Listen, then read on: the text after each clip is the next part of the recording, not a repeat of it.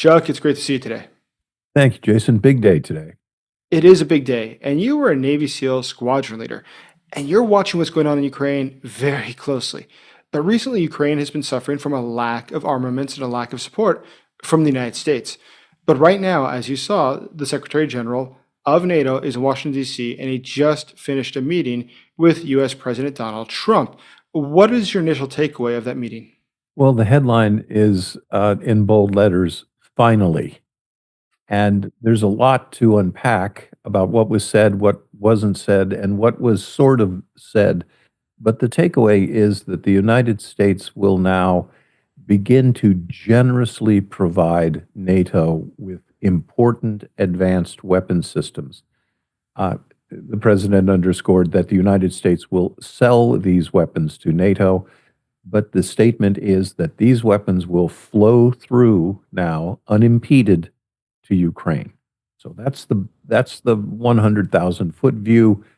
There's more good news that when you cut things apart, and some things need to be specified. Actually, So there was a lot that they talked about, and it went around to different areas, including failures of President Biden. Donald Trump decided to talk about that quite a bit.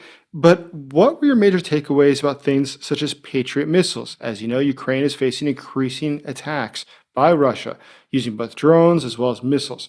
But the Patriot missiles, they said they're going to be sending some soon. But how important is that? And why are Patriot missiles so very important for air defense?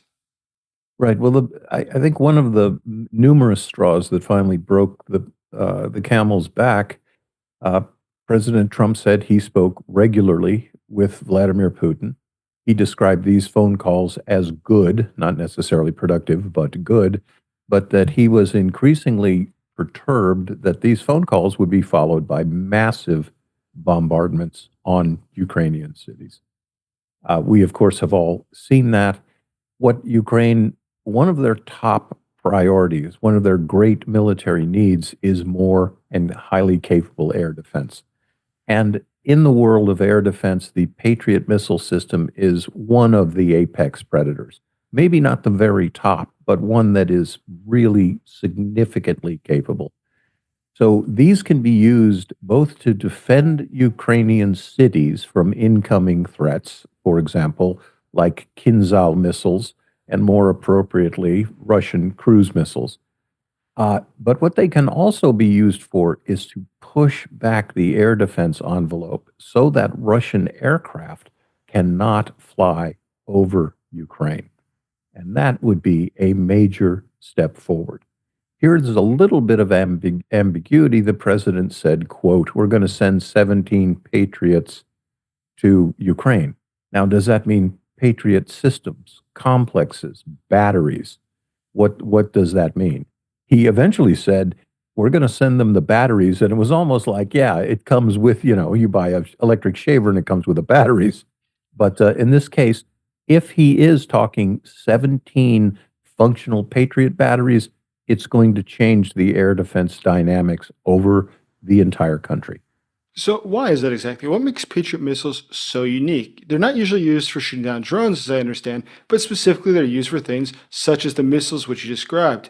But would this allow Ukraine probably to cover most of its territory? Currently, as you know, it can't. Some things like the Iris-Ts, which are air defense coming from Germany, have actually had to go out east and have been taken out of Kyiv because there's simply not enough air defense for the entire country. But how much of a game changer could this be in being able to defend Ukraine? It really could be. And here's sort of a good example to grasp what an air defense uh, effort looks like. Think of a circus tent, and the biggest pole in the middle would be the Patriot system. That has like the highest range, the highest coverage. But an air defense system works with many different sorts of platforms. You mentioned the Iris-T. You have mobile and short range and intermediate range surface to air missile complexes, and these all play in a dynamic where Iris-T systems will be here. The Hawk missile systems will be here. Croatel missile systems will be here. Think of it as you have a big bowl that you've turned up on your kitchen table, and underneath are several cups. So they work together. So what this really means is by adding those Patriot systems, you're putting more big tent poles up. And each one of these systems engages different, or are at best engaging different sorts of threats. For example, the Gepard is a radar-guided automatic cannon. It shreds Shaheeds because it's right in its sweet spot. You've got Croatels and Iris-Ts. There are Iris-T batteries defending Kyiv that have never missed a shot. Every time the missile leaves the rail, it takes out a Russian target. But Ukraine has always lacked the volume, the number of systems necessary to totally defend the country. And by that, I mean defending sleeping civilians. So this was a big, big, big day. As I understand, Vladimir Putin's strategy is got a couple different elements to it, but what a key element of that is one, to fight attritional war against Ukraine, because simply Russia is a much larger country. It can afford to expend lots of soldiers, as it's done historically. It bleeds out its neighbors because they have less people that they can sacrifice in a war. But another element of this was to just continue the attacks on major cities, such as Ukraine, where we've seen hundreds of drones now at a time attacking the capital.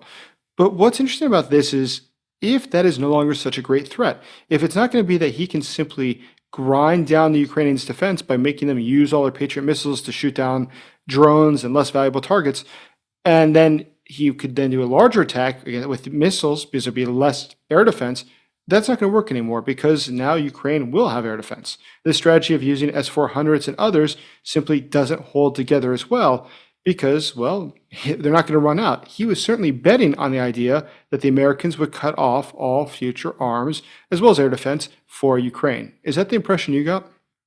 Yeah, and one of the important developments from this is those Patriot batteries are meant to be that big tent.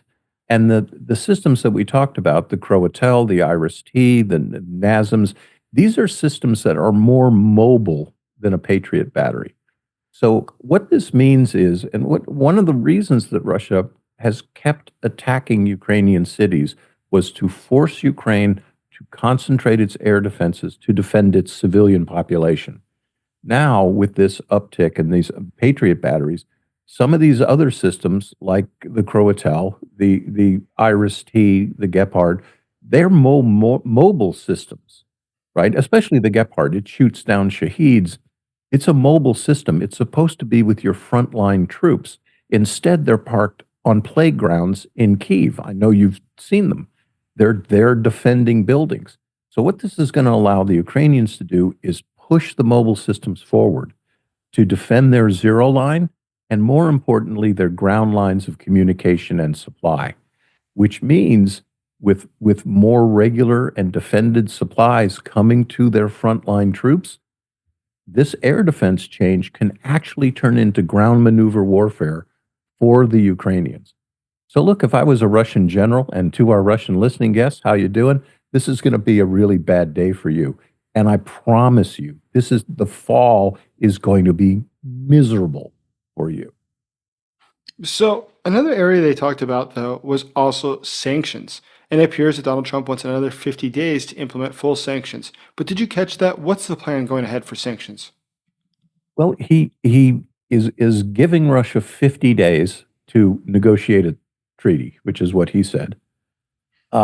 He has said that he's going to put 100% tariffs on Russian imports to the United States, and intimated that if Congress comes up with a higher level of tariffs, then he'd be willing to listen to that. But so what does that mean?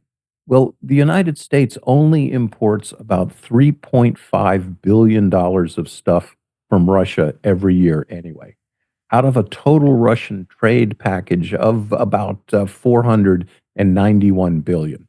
So we only, of their total imports, we're 3.5 billion, and we mostly import fertilizer and chemicals. So, a 100% tariff on stuff that we barely import anyway. But to put this into perspective, look, Russia is not this superpower. It is not the Soviet Union. Its gross domestic product is equal to Italy.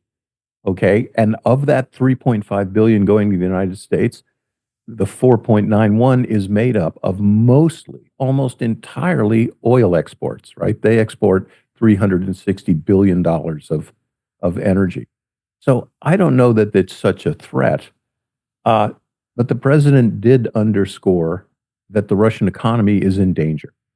And he said Putin is in danger of losing his country and losing his economy. Again, Trump speak, we've got to kind of figure it out. But it's not a good thing for Russia. No, it's certainly not a good thing for Russia. So, one last thing. I didn't notice him talking about offensive weapons. I didn't hear any mention if this is going to include other things that can be used in the front or weapons that can be used within Russia, even. Did you hear anything? And what's your guess? What can we expect to see? Well, for all of the sort of misspeaking and, not military precision in his language, he very deftly sidestepped naming what weapon systems exactly he was going to send. He did say repeatedly everything they need. So, will that include longer range weapons? I think it will. Will it include, for example, more and longer range ATACMs? Yeah, I think it will.